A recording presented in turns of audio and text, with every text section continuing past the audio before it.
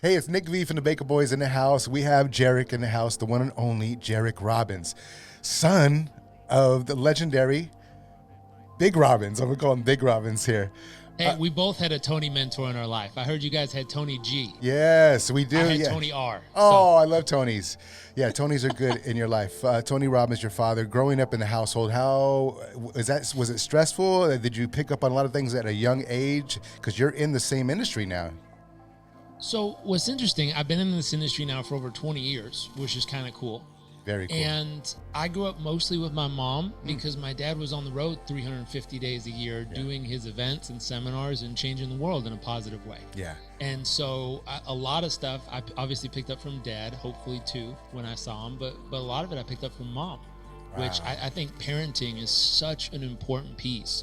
There was research done that 33% of Americans, at least in the US base, 33% of Americans have an unsecure attachment. And a secure attachment gives someone confidence, gives someone the ability to test and experience new things.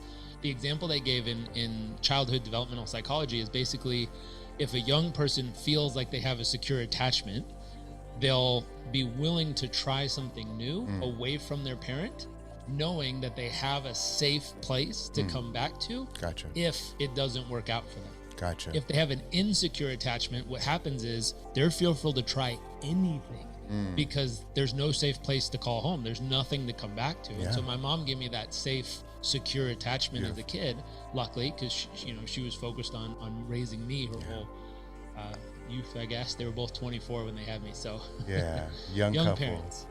Okay, so we're talking about Colombia. Very excited. I've never been to Colombia. You're going to be there. Oh, no, I've been once. Oh, okay. So you got to take us around maybe.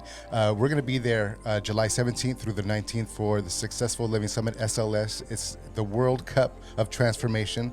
This is your first time working with SLS? It is my first time. Okay. I know they had Nick Vujicic last year. They had John Maxwell the year before. Yeah. I think something really special happens when you bring people together with a consistent intention. Yeah. And so that concept of, you call it manifesting or goal setting or intention setting, the ability when multiple people come together and put all of their focus on a specific piece of life. Don Miguel Ruiz says, magic happens. The Alchemist book talks about it, where you transcend alchemy, where something of imagination comes into fruition. It comes into life. I remember I had an experience with this. I was living in a village over in East Africa volunteering, teaching organic farming in English. And I got malaria really bad. Oh boy. And I grew up in Southern California, so my belief is meditation and vegetable juice heals everything. The doctor there told me that was the stupidest thing he's ever heard in his life, but I still believed it. And so I went on with meditation and green drink to heal my malaria, which kills over 1 million people a year. I was like, I'm going to forge through. And at one point, I remember my lungs started to slow down. I was having trouble breathing. My mom called, or I called dad and mom. And when I called dad, I said, Dad, what do I do? And he's like, believe in the power of the mind. If you believe it's going to work, take it. If you believe your body will heal itself, just believe. And I hung up, and that was the first time in my life in 20 years where I was like, that shit didn't help. Damn. I believe or not believe. I don't know what to do. So I called mom.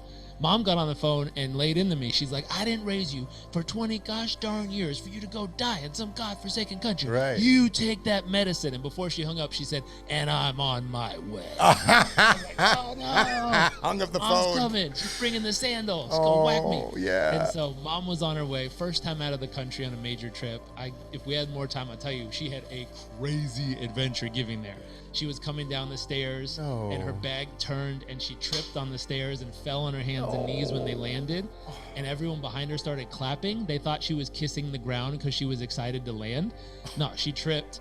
The cart barely got her to the airport. It was an adventure of a lifetime coming to find me in the middle of nowhere. What a queen. But by the time she got there, I had healed. Look, I took the medicine. Yeah. And then my grandma had a prayer circle. So in kind of Covina, West Covina, California, where my grandma lives, she has a group of nuns there, and they were all praying for me. And then someone submitted it to like the national TV show, so it was on like the prayer request for the national TV prayer request and something else. And over that time, the medicine, prayer, positive intention, everything coming together, my body healed rapidly. Wow. And so my belief is when multiple people put their intention in the right place, a lot of amazing things happen. Well, that's what So we're that going to be same doing. thing in Colombia. Yeah. All of us are coming together, and we're able to put our intention all in the same way. I believe some real magic can happen there. It's very exciting. This is my 5th one. We've been traveling the world now. I'll be there in the beginning. I'm the DJ. I'm the opening DJ. So the party's going to be high level frequencies, love in the air, and all that good stuff. So you just put out a new book. Tell me about the book. What's it about? 2014. That one's been out a while. Oh, hold on. The new book, Live It. Oh, they achieve success by living purpose. So that was 2014. Live It. 2014. Okay. So 10 years ago. That was a culmination of my 20s. Oh. So I went through my 20s, and I started off in the front den of a house in San Diego. Dad gave me one of the greatest gifts, which doesn't sound like a gift, and he even told me it wasn't going to sound like a gift when he gave it to me. He said, when you graduate school, I'll help you through school. Amazing opportunity. I'll help you through school. And here's the rule with money and support. The moment you graduate, you're on your own. So the rule is don't ask. Figure it out. Nice. That was a tough one. Like, it's not going to sound like a gift. Yeah, but it is. But I promise you, when you fast forward your life and you're in the future and you built everything you have, no one can take that from you. How about that, huh? And everyone can tell you, oh, the only reason you made it is because your dad hooked you up. The only reason you did this because your dad called in a favor. The only reason this happened because of dad. And he said, I don't want that to be your story. I want you to have your own story. Yeah. And you can make your story as big or small as you want it to be. I have no judgment. I'll love you forever. But go do whatever calls to you. And so I started off, went into sales for a few years, didn't do so hot, ended up living in the front den of a house with 4 roommates in San Diego. And I had my closet, my bedroom, my desk. That was my office, my room, my whole life. How did you get out of that? How was that moving from a den where you were? How long did that last? And how did you get out of that? What was your first, into independence? I knew it worked. Obviously, I had an example of a dad who was living in a 400 square foot apartment with my mom in Venice Beach, California, when I was in her belly and had nothing, and they figured it out. So I knew instinctually there's a way it's going to work if I want to. I just have to figure out how to get on the path and get moving. And so I did all the stuff that's in that book. I sat down and said, what's most important to me in life? If I had a vision of how I'd live my day-to-day life, what would it be? And I sat down and I wrote it out. I'd be traveling the world. I'd be helping people. We'd be learning stuff every day. I have a beautiful wife and child, and we'd probably live in a beautiful tropical place, which was not the front den in San Diego. Yeah. And I had all these dreams of traveling and giving and building schools to make a difference for people in challenging situations. Eventually, I wanted to build a hospital in a rural village just because I went through a hospital in a rural village.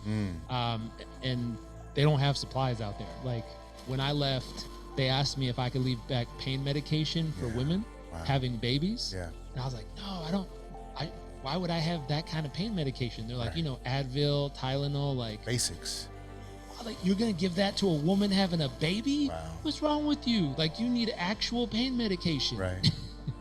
But anything helps there. I didn't know. Like, you have to bring your own bed sheets and stuff to the hospital or clinic, and it's just a big open room with one doctor who kind of goes bed to bed just trying to help people. It looks kind of like a military triage. tent. It's just a bunch of people in an open room. Wow. And so I always wanted to build one of those and support it. And later I got to be on a nonprofit board where we actually built one and funded it. That's awesome. And at that time, I think it cost $1,500 US a month to have a full-time doctor taking care of everybody. Okay. So it's amazing. Like, a little bit of money over here makes a wild difference in some regions. So you've been doing this for 20 years, your dad 40 years, SLS turning 10 this year. What would you say are the key things to going the distance? Keys to going the distance. My friend Naval said this. He's a tech guy. He said, find the thing that to you feels like play, and to everyone else observably it looks like work. And so to me, this is play. This is just me doing what I would do normally. Like, people say, if you didn't have to do it for the money, what would you do? My wife finds me, like, I'll meditate, do my breath works in the sauna, do a cold plunge, and I'll be sitting in my thinking chair, and I'll be on Instagram, and she's like, what are you doing? I'm like, I don't know. There's a girl in India messaging me asking how to help her talk to her parents about wanting to go to flight school. Yeah. And she's like, what are you going to tell her? What are you doing? Like, why? What? I'm helping. And I was like, I just want to help her real quick, and then let's go swim. Yeah. And she's like, okay, cool, I guess. I'll see you at the pool. But, like, That's what I do in my spare time. People hit me up and have questions, and I'm like, okay, let me give you one of our programs. Let me iron this out. And what's really crazy is a few years later, same girl messaged me back. She's like, I just wanted to send a picture of me graduating from flight school. I'm on track to go be an airline pilot. Yeah. And without you, I wouldn't have had the guts to go tell my parents what I really wanted to do. Man, Jairek Robbins is in the building with the Baka Boyz. Join us in Colombia, July 17th through the 19th at the Dan Carlton Medellin. It's my first time being there, man. So you say you've been there once. What is something I can't miss? Is it the food? Is it the sights? I've never been to Medellin. Okay. So that I'm excited to go to. That's been on my wife's list too. She's coming with me. And I was like, I'm just going to zip down there real quick and zip right back because we're heading to South Africa a week later. Okay. And she was like, I'll just come. No. What? You can't go to Medellin without me. She's like, I've heard all these amazing things. The food, the culture, the dancing. Like, this is a vibrant, beautiful, amazing part of the world. She's like, there's no way you're going there without me. Okay. She got really mad last time. She had a girls' trip, so I flew to Lake Como for the weekend by myself. She was pissed. Never again. She learned her lesson. I sent her fireworks from the lake. I'm like, hey, look, on the balcony of the hotel, there's fireworks. She's like, I'm literally going to kill you. Oh, my God. Why would you do that without me? Oh, she's like, that's on my list of places to go. Son of a gun. All right. Well, she learned her lesson, and she'll be there. We'll meet her. So I got a question. For all those who are going to be coaches and trainers out there, what would you say the biggest difference is between a good and an extraordinary coach? So many things. So many things. It's the people who are in it because it's their DNA. It's what they love to do. It's what they were built to do. It's the difference between a good teacher and a great teacher. If you go to a school, like a great teacher, they can't wait to be there. It has nothing to do about the money. It has everything to do with what kind of impact can I leave on this young person's life. The same thing with a great coach. They don't get their high. They don't get their excitement from who they are or what they've done. They get all of that energy from watching someone they're supporting go through that process and get their peak. An example, I was talking to a client of mine. His family is like the 10th richest family in their country.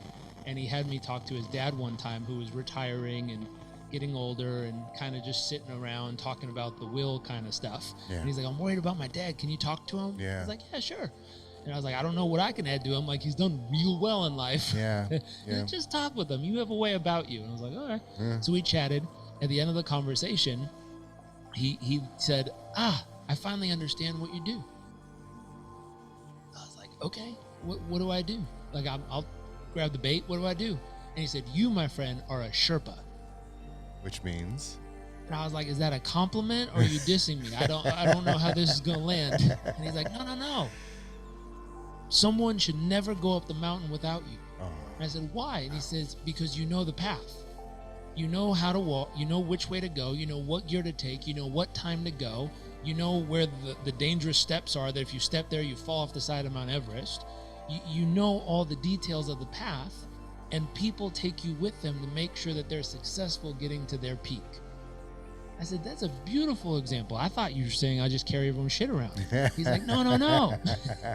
You help them carry their own shit around. He's like, no. Like, you help guide them. You help challenge them. You help push at the right time and rest at the right time. You know the path.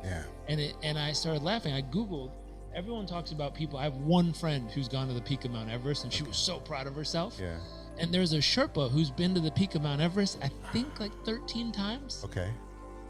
And it's something unique about being a coach is when you're helping someone get to their peak, you get to the peak many times yourself. You're just not the one with the flag saying, I made it. You're the one supporting them in the process, helping them get there. Yeah, you can make it too. A great coach is a person who loves being a supporter of those scaling mountains. I like that. They're not the one who like shoves you out of the way and grabs the flag and they're like, we did it.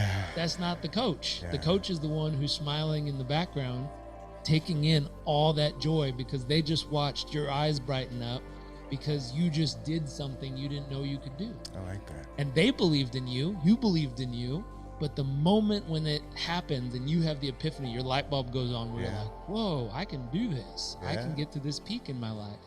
The coach soaks in that joy with you because they take pride in knowing they helped you navigate that. You did the work, but they assisted in supporting you. So all of my viewers and listeners from the radio, I've been in radio for 30 years. If you are looking to get to that peak in life, this is one of the gentlemen that are going to be helping us take place at the World Cup, July 17th through the 19th in Medellin. Be there.